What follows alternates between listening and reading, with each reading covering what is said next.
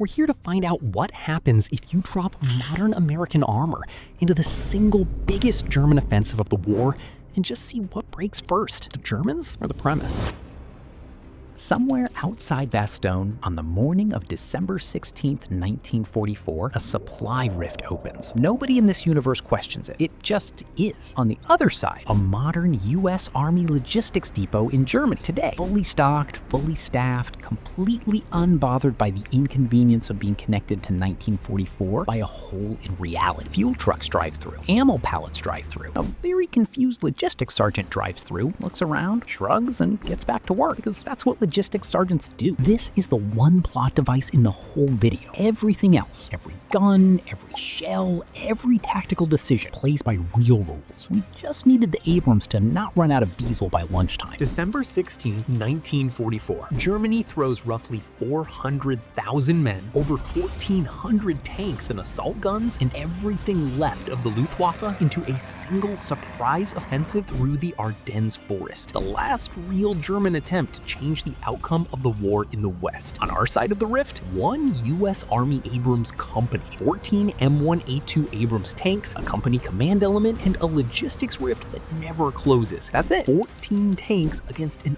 army group. Let's see how bad this actually is for the Germans. The King Tiger was the single most feared tank of the entire war. 70 tons, 185 millimeters of penetration from its 88 millimeter gun at 1,000 meters. Frontal armor thick enough that most Allied guns just bounced off it. On paper, this is the scariest thing Germany can put on the table. In practice, the Abrams thermal sights spot a King Tiger's engine heat through fog, through smoke, and through the dark from over 3 kilometers away, a range at which the King Tiger's crew, using 1944 optics and Ardennes fog, cannot see the Abrams at all. The Abrams 120mm smoothbore gun puts a sabot round through King Tiger armor like it's cardboard. This isn't a gunnery contest. It's a tank that can see against a tank that can't. Abrams wins this matchup 99 times out of 100, and the one loss is a King Tiger getting a lucky shot in at point-blank range in a village street, which, sure, technically possible. The Panther's 75mm gun is a bigger problem for other 1944 tanks than it is for an Abrams. Its shells just don't have the velocity or the metallurgy to beat composite armor designed to shrug off weapons built 40 years later. The real threat isn't the Panther, it's the guy on foot with a Panzerfaust. At 30 meters, a Panzerfaust can punch through roughly 200 millimeters of steel, which sounds terrifying until you remember Abrams armor isn't just steel. And 30 meters is close enough that the Abrams crew has already seen him coming from a kilometer away on thermal. The actual danger zone is urban terrain, a village, a tree line, a spot where a soldier can get within 30 meters without being seen. That's the one place this fight gets interesting. Side and rear armor is weaker than the front. It's not zero risk, it's just low risk, repeated 14 times across an entire offensive. Germany brings serious artillery to the Ardennes. Over 1,900 guns, including Naval-Werfer rocket batteries that made a genuinely terrifying sound before anything even landed. Against infantry and 1944-era tanks, that's devastating. Against an Abrams, a direct hit from a heavy artillery shell can absolutely kill one. Nothing is completely immune to a lucky hit from a big enough gun. But artillery in 1944 is aiming blind at map coordinates, not tracking a moving armored target with any real precision. And it's the kind of threat the Abrams' speed and dispersion are specifically built to reduce. This isn't the section where Germany wins, it's the section where Germany does the most damage per casualty on this whole list, and it's still not enough. The scariest opponent in the Ardennes isn't German at all. It's the Ardennes. Narrow forest roads, thick mud under a thin layer of snow, tight turns between trees, and Abrams' 12-foot width barely clears. This is exactly the terrain that jammed up German armor in 1944. And a 70-ton modern tank doesn't get a pass just because it's newer. Bridges rated for 1944 traffic weight don't hold an Abrams. Mobility,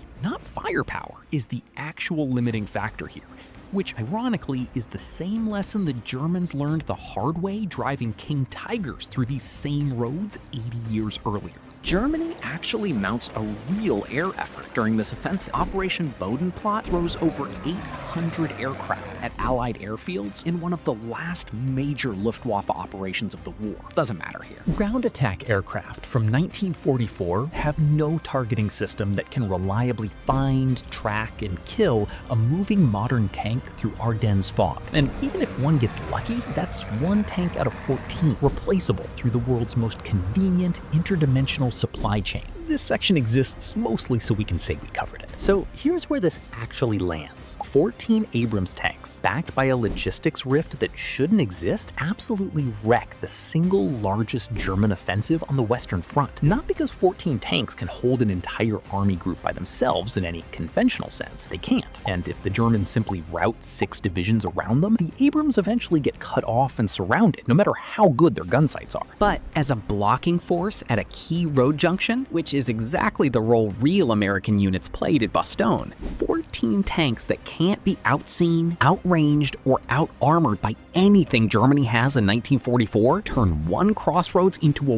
wall nothing gets through. Realistically, Abrams win the engagement 95 out of 100 times. The 5 times it goes wrong involve exactly what we said earlier: close-range Panzerfausts in a village, or getting flanked and swarmed by sheer numbers once the fuel rift's location gets figured out, which, given it's a glowing hole in reality outside Bastogne, might not take very long. Yeah, the tank wins. The premise was always going to make sure of that. What's actually interesting is where it doesn't win clean. And it turns out the answer isn't German steel. It's German fog, German mud, and one very determined guy with a Panzerfaust who got too close. If you enjoyed the video, please consider subscribing. I'm Ryan, and this is Alt Front. See you in the next video.